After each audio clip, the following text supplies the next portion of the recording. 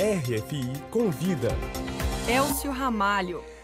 Yannick Noah foi o último tenista francês a vencer o famoso torneio de Roland Garros. A conquista foi em 1983 e, para marcar os 40 anos desse feito histórico, será exibido durante o famoso torneio de tênis que acontece aqui na capital francesa, um documentário realizado por Benjamin Rassat, o convidado de hoje da RFI Convida. Muito bem-vindo à Rádio França Internacional, Benjamin. Um grande obrigado, obrigadão.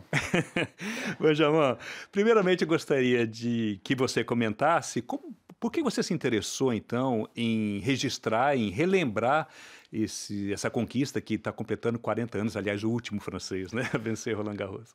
Eu sou apaixonado do tênis. Eu fui lá há 40 anos pela final. Eu fui lá com meus pais, olhando a final. Então foi uma emoção grande. Eu acho que eu tenho esse fim na cabeça desde 40 anos. Então, foi um momento onde todo mundo agora, todos esses jogadores, Yannick, os adversários do Yannick, têm mais que 60 anos. É um momento capital numa vida, onde você vai se lembrar, você vai talvez mudar um pouco de sentimento sobre os adversários. Yannick Noah é suposto odiar Ivan Lendl, o grande jogador ex-tchecoslovaco, agora americano. Aí eu acho que nesse filme você pode sentir que os dois... Agora a guerra acabou. Agora, e muito interessante, né? Porque o seu documentário, então, na verdade, você faz com que os adversários, né, os 7 adversários do Yannick Noah, relembrassem, na verdade, né, as partidas, né, que jogaram com o Yannick Noah. Como é que foi para você convencer esses adversários, tanto tempo depois, então, né, a falar e reviver esses momentos? Eu acho que a linha, o ângulo do adversário é muito interessante pelo jogo de tênis. É um jogo de oposição, de espelho. Você vai jogar uma boa pessoal. Cada jogador tem a sua bola, a sua maneira de tocar a bola. E você pode ir trabalhar a bola do outro.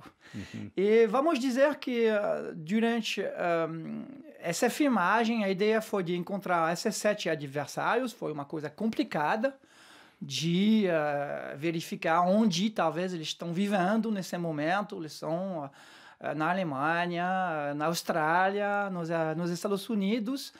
Mas encontrar essas pessoas para falar do jogo e dos outros jogos do Yannick Noah durante esse torneio de 15 dias é uma maneira de falar do Yannick, de falar do tênis, mas de falar de um jogo muito especial onde você vai fazer, vamos dizer, boxe com raquete.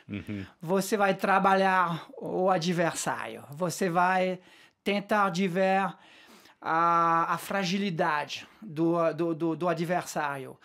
E no final, para mim, dos 7 entrevistas, você tem um retrato do Yannick, muito pessoal, através de uma visão profissional. Ele foi um colega de trabalho, mas essas pessoas no circuito sabem tudo deles. Eles sabem tudo dos outros. A vida pessoal, os amores, as conquistas.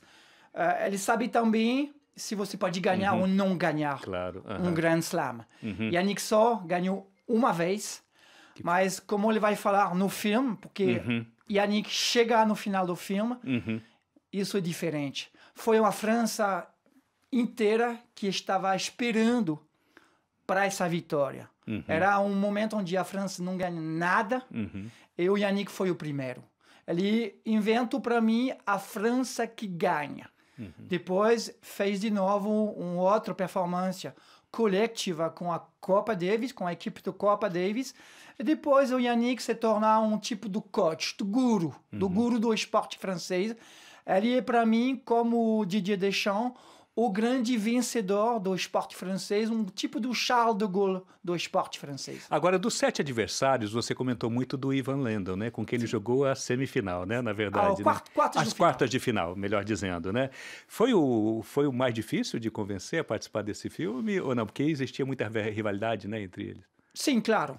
Claro, eu passo 2 meses conversando com o agente dele para convencer o Ivan de fazer parte desse filme. Eu acho que a ideia é que ele já sabia que os outros eram parte do filme. Quando você vai ver o último adversário e que ele sabe que todos os outros já fizeram a entrevista, vai dizer, eu quero fazer a parte da equipe ou não.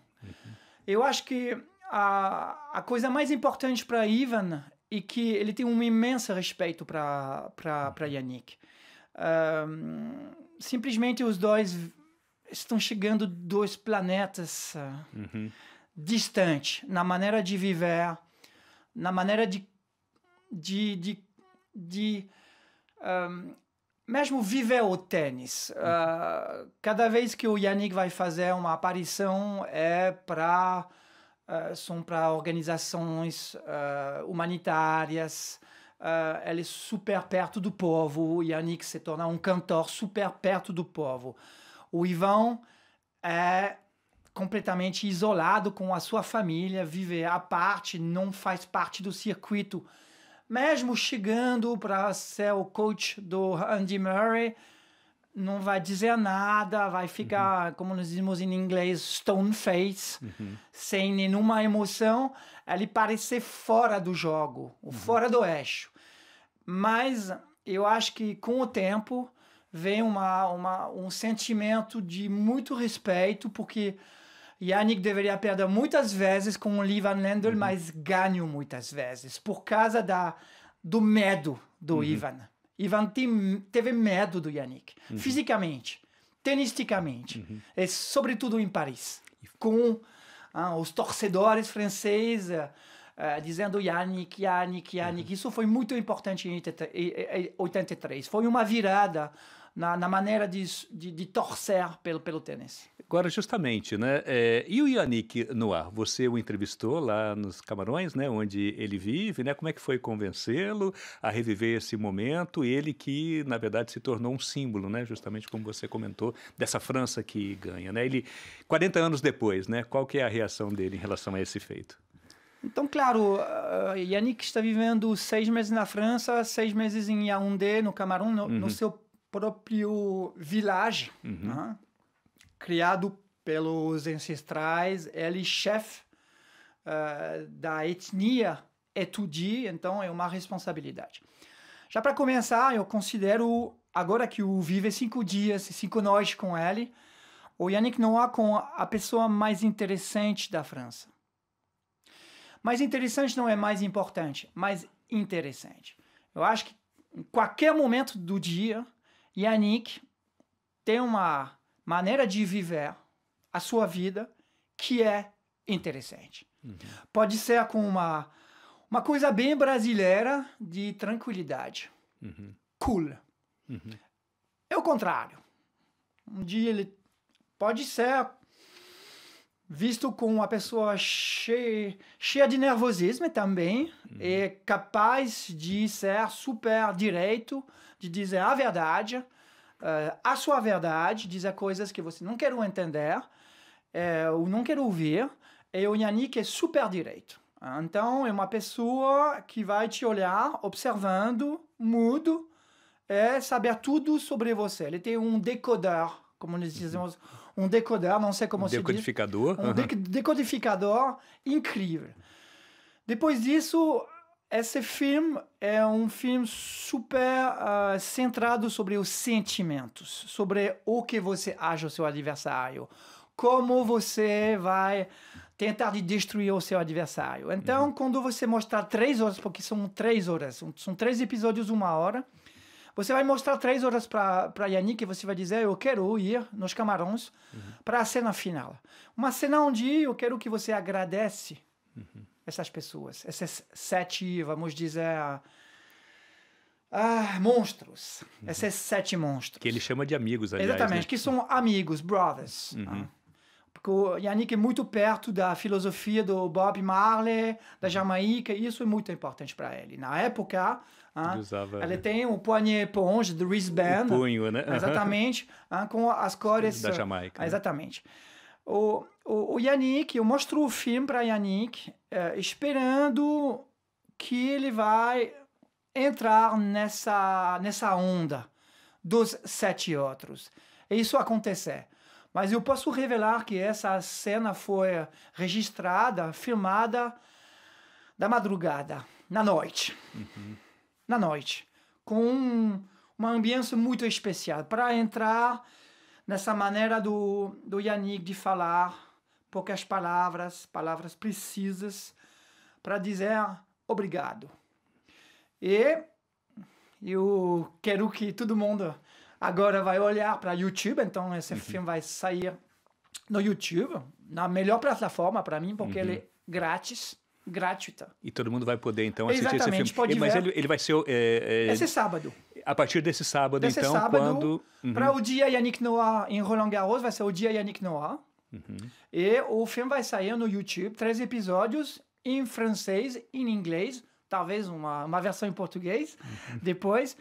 E para mim o que é muito importante é de ver um Yannick, esse Yannick que consegue de ser um grande jogador do tênis. E isso precisa ser lembrado. Ele é, primeiramente, um grande jogador do tênis. Excelente talentoso.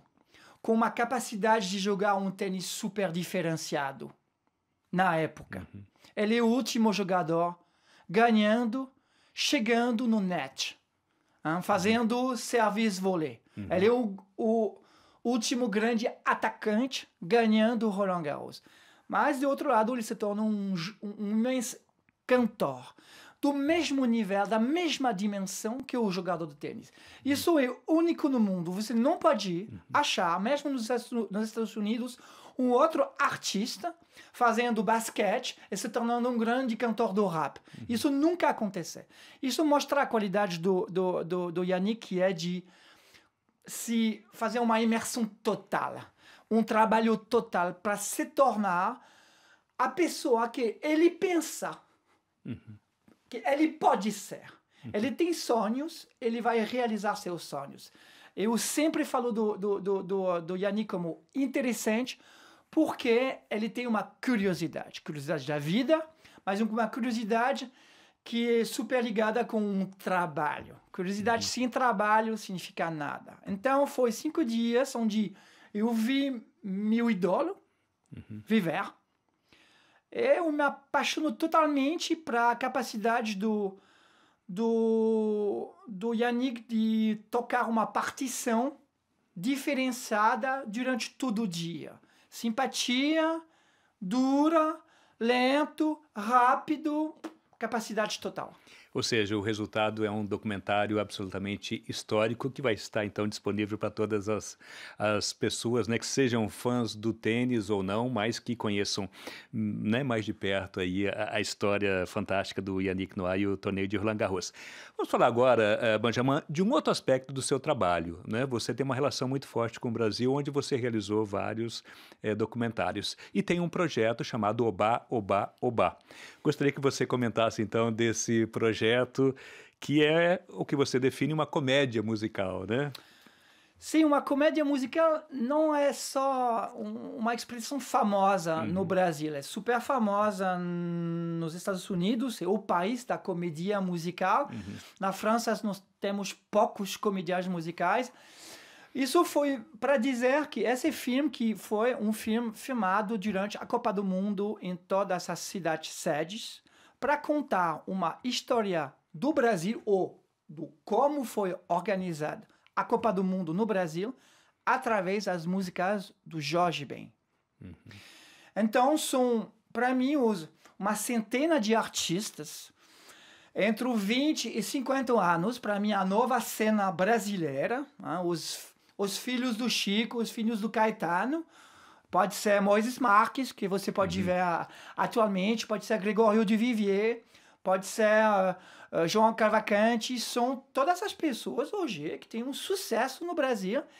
E nós fizemos uma cronista do Brasil durante esse mês, que foi tão importante, eu acho, uma virada não só do esporte, uma virada política pelo Brasil.